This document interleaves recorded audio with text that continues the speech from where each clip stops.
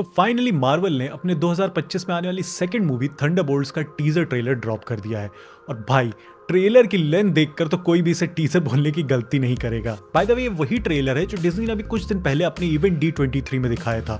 थोड़ी सी चीजें अलग है, लेकिन ट्रेलर का मेन कोर वही है। ट्रेलर की शुरुआत होती है येलेना से, जो रेड गार्डियन के घर का दरवाजा नॉक कर रही है और इस बेचारे को लग रहा है कि उसका ऑर्डर किया हुआ खाना आ गया।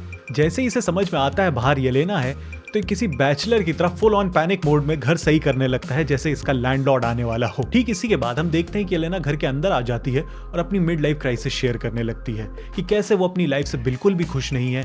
जब तक वो काम करती है तब तक तो उसे सारी चीजें ठीक लगती हैं, लेकिन फ्री होते ही वो एकदम खाली महसूस करने लगती है, जैसे उसकी लाइफ का कोई पर्पस ही ना हो। इसी बीच में हमें एक बकी का शॉट भी देखने को मिलता है, जो अब शायद एक डिप्लोमेट या गवर्नमेंट एम्प्लॉय बन चुका है। सीन में शिफ्ट होता है जॉन वॉकर के ऊपर, जो अपने बच्चे को खिला रहा होता है और एक मोबाइल में एक आर्टिकल पढ़ रहा होता है जिसमें लिखा होता है कि कैसे वो एक फेलियर है, कि उसे कैसे नेक्स्ट कैप्टन अमेरिका बनना था और अब वो एक नोबडी बन के रह गया है। इसके बाद हम कुछ येलेना के कुछ स्पाई ऑपरेशंस के मोन्टाज देखते हैं और फिर जैसे ही मोन्टाज खत्म होती है, येलेना की एक लिफ्ट के थ्रू एक वॉल्ट में एंट्री होती है। अब आता है ट्रेलर का सबसे बड़ा रिवील। थंडरबोल्ट के कुछ मेंबर जैसे जॉन वॉकर, गोस्ट, टास्कमास्टर और येलेना एक दूसरे से लड़ रहे होते हैं और तभी हमें फर्स्ट लुक मिलता है मार्वल के सुपरमैन बॉब AKA सेंट्री का। फिर उसके बाद ये आपस में डिस्कस करने लगते हैं कि आखिर उनके पीछे है कौन, लेकिन फिर उन्हें समझ में आता है कि उन्होंने इतने बुरे काम किए हैं कि उनको मारने के लिए बहुत लोग लाइन में लगे हैं। इस सीन से मुझे एक और चीज भी समझ में आती है कि यहाँ पे इन सबको शायद सेंट्री को मारने के लिए लाया गया है।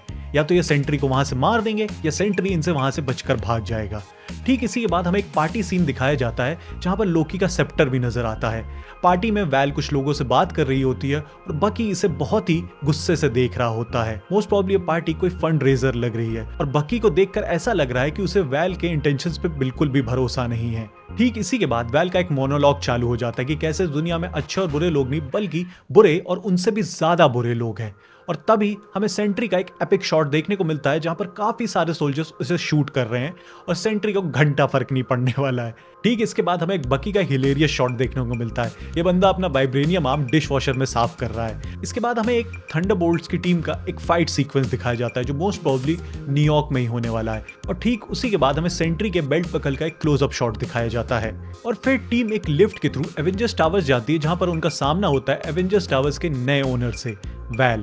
एवेंजर्स टावर्स की ओनरशिप चेंज होने की हिंट हमें स्पाइडरमैन में ही मिल गई थी और अभी कुछ दिन पहले केविन फाइगी ने भी अपने एक इंटरव्यू में कहा था कि हमें बहुत जल्दी रिवील होगा कि एवेंजर्स टावर्स अब किसने खरीदा है। तो अब मुझे जैसा लगता है कि वैल के सारे ऑपरेशन अब यहीं से होने वाले हैं। ठीक इसी के बाद हम देखते हैं कि बकी थंडरबोल्ट्स के कुछ मेंबर का पीछा कर रहा है और कैसे इन्हें भागने नहीं दे रहा है। ये ट्रेलर क्लियरली दिखाता है कि थंडरबोल्ट्स टीम का कोई भी मेंबर अपनी लाइफ से खुश नहीं है। हर किसी की लाइफ में एक पर्पस की कमी है। रेड गार्डियन भी स्टार्टिंग में बोलता है कि वो अपनी लाइफ से खुश है, लेकिन क्लियरली हम साफ साफ देख सकते हैं कि वो बिल्कुल भी खुश नहीं है। बंदा लेजेंड बर्तन धोने वाले साबुन से ब्रश कर रहा है। येलेना भी कहती है कि जब तक वो मिशंस कर रही होती है तब तक उसकी लाइफ में एक गोल रहता है, लेकिन उसके बाद वो फिर से खाली महसूस करने लगती है।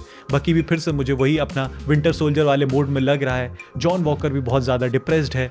अब इस मूवी की थीम जैसा मुझे लगता है ये होने वाली कि कैसे सारे लोग आकर एक टीम बनाते हैं।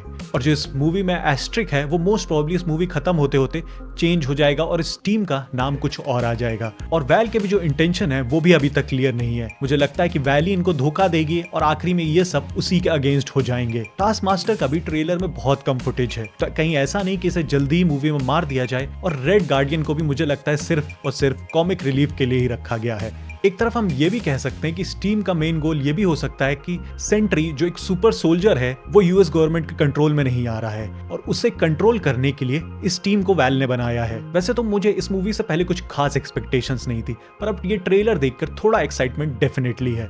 तुम लोगों को क्या लगता है कमेंट्स में जरूर बताओ और मैं मिलता हूं तुमसे नेक्स्ट वीडियो में। बाय।